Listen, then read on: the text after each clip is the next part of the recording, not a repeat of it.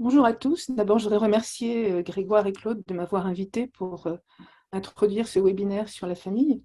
C'est vrai que la famille, c'est un thème qui est important pour moi en tant que thérapeute familiale. Et c'est un thème d'autant plus important que notre société, ces dernières années, a plutôt développé le culte de l'individu, oubliant que les êtres humains sont avant tout des animaux sociaux. Nous avons besoin de liens à partir desquels nous construisons en fait notre autonomie.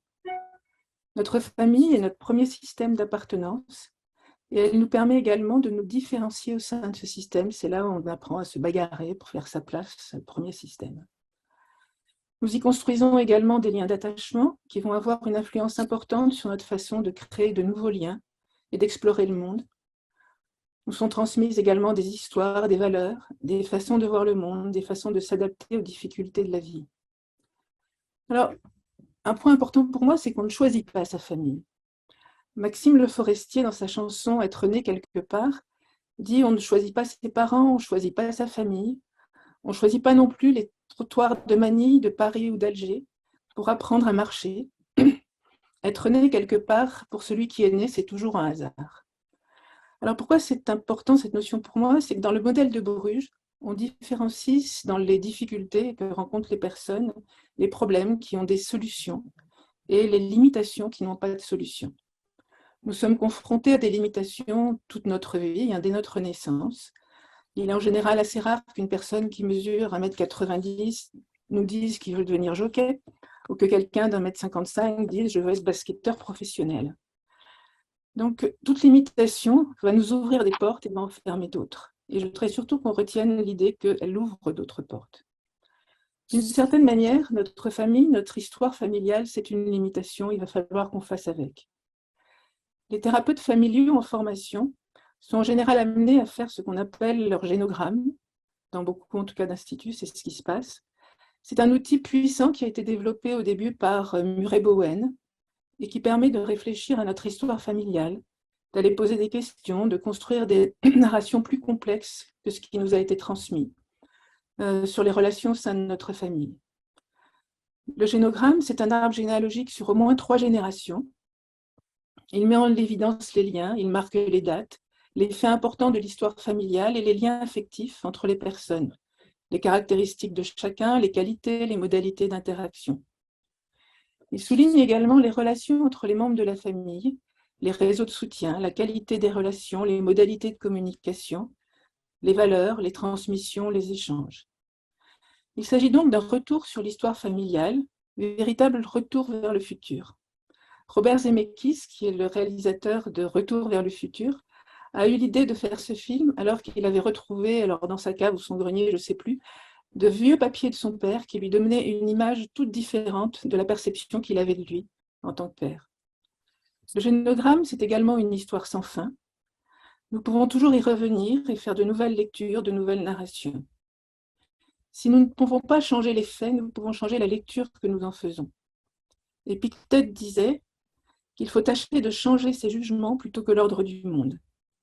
Le génogramme, c'est donc l'occasion d'exprimer ses émotions. Elles sont parfois intenses, parfois douloureuses. Et c'est aussi l'occasion de construire une nouvelle narration qui éventuellement nous convienne mieux.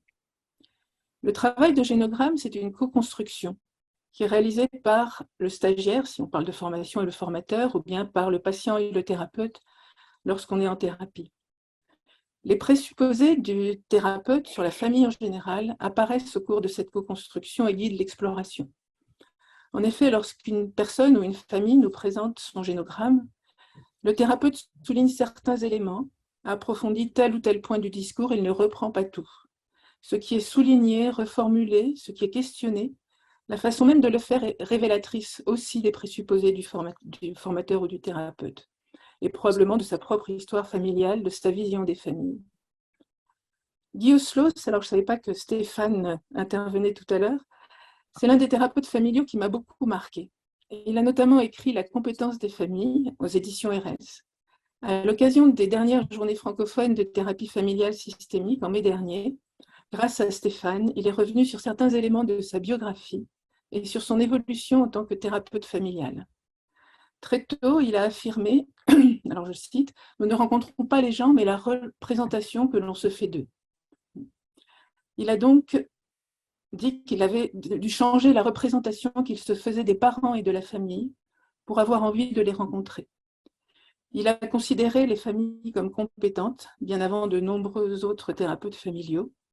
Il va jusqu'à leur dire « J'ai besoin de vous pour faire mon travail, vous êtes les spécialistes de votre enfant ».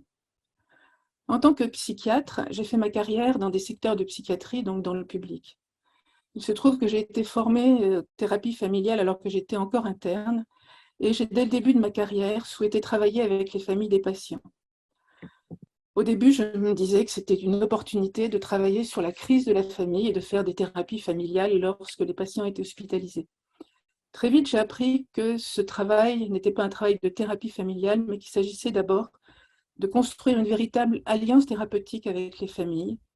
Et même si l'on utilise les mêmes outils qu'en thérapie familiale, il ne s'agit pas de thérapie familiale comme on peut l'entendre dans un centre de consultation de thérapie familiale. Parfois, il faut beaucoup de temps simplement pour arriver à une réelle affiliation avec les familles, qui, comme le dit Guy Oslo, sont des écorchés de la vie. Il est actuellement admis qu'il faut travailler avec les familles. Cette expression, travailler avec les familles, recouvre des réalités malheureusement bien différentes. Trop souvent encore, il ne s'agit que d'échanger des informations avec les familles. Donc pour aborder ce webinaire sur la famille, ne faut-il pas d'abord nous interroger sur la représentation que nous avons de la famille et de son rôle? J'ai pour ma part tendance à considérer que les familles font de leur mieux dans le contexte dans lequel elles se trouvent, avec leurs ressources et leurs limitations.